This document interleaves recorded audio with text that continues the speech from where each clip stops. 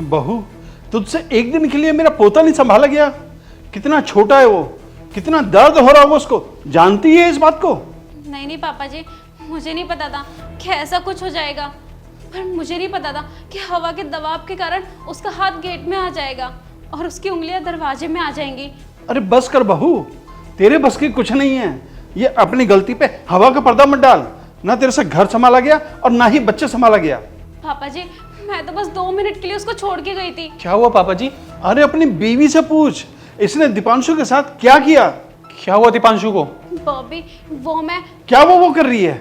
अरे बेटा, इसने है ना दीपांशु की 2 उंगलियां गेट में दबा दी हैं और मैं 3 घंटे के लिए बाहर गया था डिस्पेंसरी दवा लेने के लिए और इससे दीपांशु संभाला भी नहीं गया। और वो तो शुक्र मान कि उसका पूरा हाथ नहीं आया, नहीं तो ये ना जाने क्या करती। ये है ना दीपांशु की बिल्कुल भी परवाह नहीं करती है। अरे मैं तो इसको है ना समझा के पागल हो चुका हूं। अब तू ही देख अपनी बीवी को। बॉबी, मैं तो बस ध्यान ही रख रही थी। बच्चे का ध्यान नहीं रखा जाता तुमसे? तेरी इतनी हिम्मत कि तूने मेरे बेटे पे हाथ उठाया? आपका बेटा? और जो आपके बेटे ने मुझ पे हाथ उठाया, मैं किसी की बेटी नहीं हूँ। अरे गलती करेगी तो हाथ तो उठेगा ही ना। गलती? क्या गलती की है मैंने, जरा बताएंगे आप दोनों मुझे?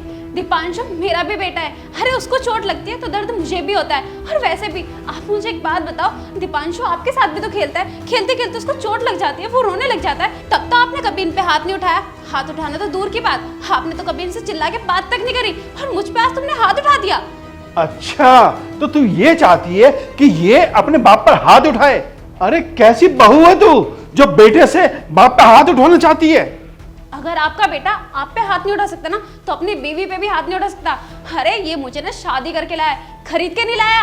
हाँ, शादी करके लाया है, लेकिन इसका मतलब ये नहीं कि तू हमारे सर पे नाचे हैं। और औरत है ना, औरत की तरह रहे। मर्द औरत पे हाथ उठा सकता है, लेकिन औरत मर्द पे हाथ उठाए, कितनी शर्म की बात है। तुझे मालूम है इस बात का? अरे मान लिया कि उसको गुस्सा आ गया और उसने तेरे ऊपर हाथ उठा दिया, तो इसका मतलब ये तो नहीं कि बहुत बड़ा पाप कर दिया। बहू, तो ये मत भूल कि तू इसकी पत्नी है। ये तुझ पे हाथ उठा सकता है, लेकिन तू इस पे हाथ कैसे उठा सकती है? अच्छा पापा जी, तो ये बात है। पापा जी, फिर आप एक काम कीजिए ना, आप ही मुझे बता दीजिए कि औरत का कौन सा घर होता है, उसका मायका या फिर उसका ससुराल? असल में पापा जी, औरत का ना कोई घर होता ही नहीं है। चलो आज तो मेरी कोई गलती नहीं थी, तब मुझ पे हाथ उठा दिया गया। अगर कल को मुझसे कोई बड़ी गलती हो गई तो न जाने मेरे साथ क्या सलूक होगा।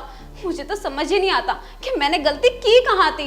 और वैसे भी मैं आपको एक बात बता दूं, दीपांशु ना मेरा भी बेटा है, मुझे भी दर्द होता है। अगर उसे कुछ हो जाए ना तो मेरी जान निकल जाती है। और आपको पता भी है, जब मैं उसे हॉस्पिटल लेके गई थी ना, जब उसके हाथ से खून बह रहा था तो मेरी जान निकल रही थी, क्योंकि अपने बेटे का दर्द ना मैं ही समझ सकती हूँ।